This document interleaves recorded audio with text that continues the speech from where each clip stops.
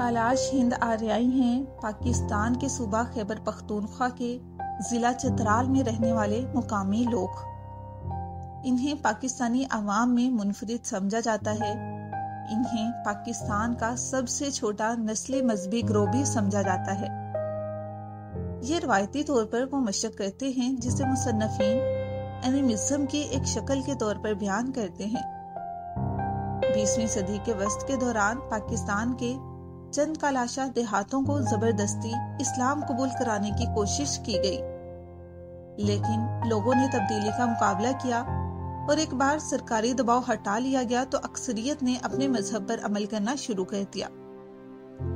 اس کے باوجود کچھ کیلاشا نے تب سے اسلام قبول کر لیا ہے، باوجود اس کے کہ بعد میں ان کی برادری نے ایسا کرنے سے انکار کر دیا تھا۔ یہ لوگ پاکستان کے صوبہ خیبر پختونخوا کے ضلع چترال میں رہنے والے ہیں۔ یہ خطہ انتہائی زرخیز ہے جو بلوط کے بڑے جنگلات میں پہاڑی کنارے کو ڈانپتا ہے اور زراعت کی اجازت دیتا ہے۔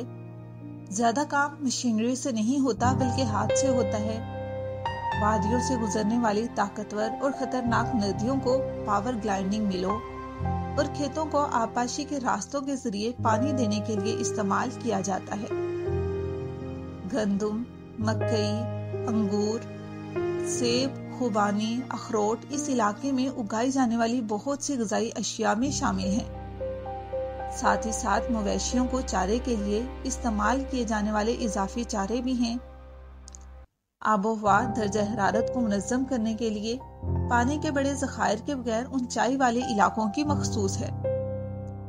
گرمیاں ہلکی ہوتی ہیں اور اوسطاً زیادہ سے زیادہ درجہ حرارت 23 سے 27 ڈگری کے درمیان ہوتا ہے۔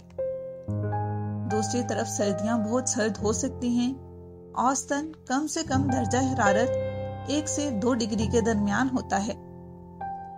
اوسطاً سالانہ بارش 700 سے 800 ملی میٹر تک ریکارڈ کی گئی ہے۔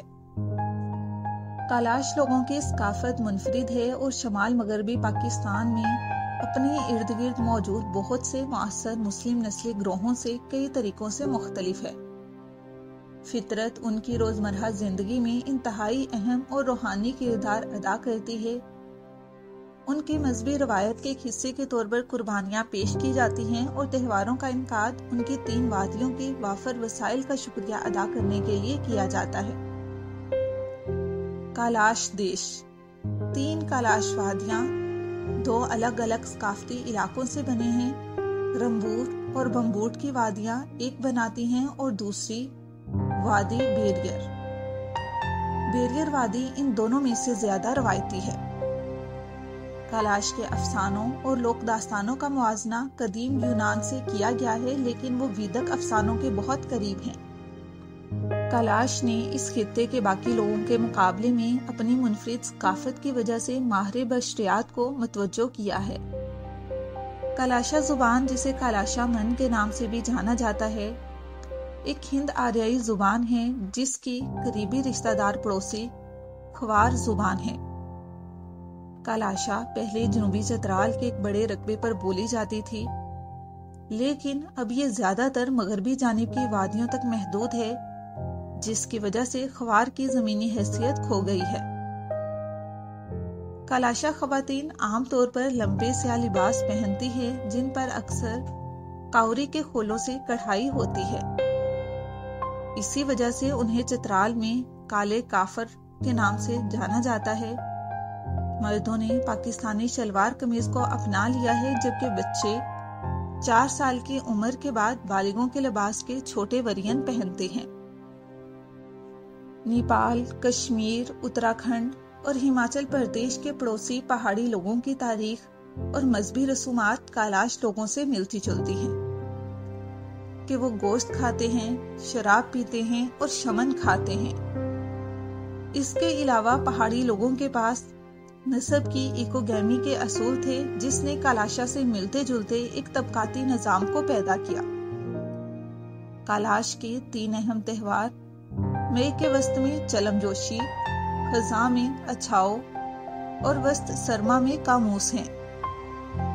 चरवाही देवता मौसम खजा और सर्दियों में रेवड़ की हिफाजत करता है और मौसम सरमा के त्योहार में उनका शुक्रिया अदा किया जाता है, जबकि गोशीदाई पल त्योहार तक ऐसा करता है और जोशी में शुक्रिया अदा किया जाता है।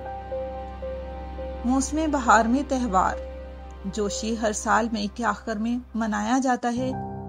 जोशी का पहला दिन दूध का दिन है, जिसमें कैलाश दूध का नजराना पेश करते हैं, जो त्योहार से पहले 10 दिन तक महफूज किया जाता है। कलाशा रवायती मौसीकी बुनियादी तौर पर बांसुरी जैसे आलात आमतौर पर ऊंची आवाज में गाना, शायरी, ताली बजाना और डोल की ताल पर मुश्तमिल होती है।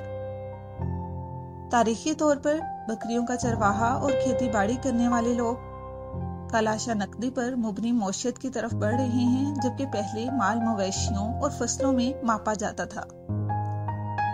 सियाहत अब कलाश के इक्तिसादी सरगर्मियों का एक बड़ा हिस्सा बनाती है।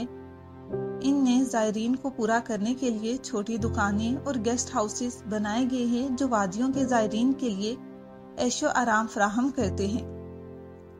वादियों में दाखिल होने की कोशिश करने वाले लोगों को पाकिस्तानी हुकूमत को एक टूल अदा करना पड़ता है, जो कलाश के लोगों और उनकी सकाफत के तहफ़्फ़ुज़ और देखभाल के लिए इस्तेमाल होता है। कलाश लोग तादाद में कम हैं, बमुश्किल 3000 या इससे कुछ ज्यादा। तो नाज़रीन, ये थे कलाश के मुकामी लोगों के बारे में मुकम्मल मालूमात। उम्मीद करते हैं कि हमारी दीगर वीडियोस की तरह ये वीडियो भी आपको पसंद आई होगी। अगर आपको वीडियो अच्छी लगी है तो वीडियो को लाइक कर दें और मज़ीद ऐसी मालूमाती वीडियोस को देखने के लिए हमारे चैनल पाकिस्तान जियोग्राफी को सब्सक्राइब कर दें। शुक्रिया।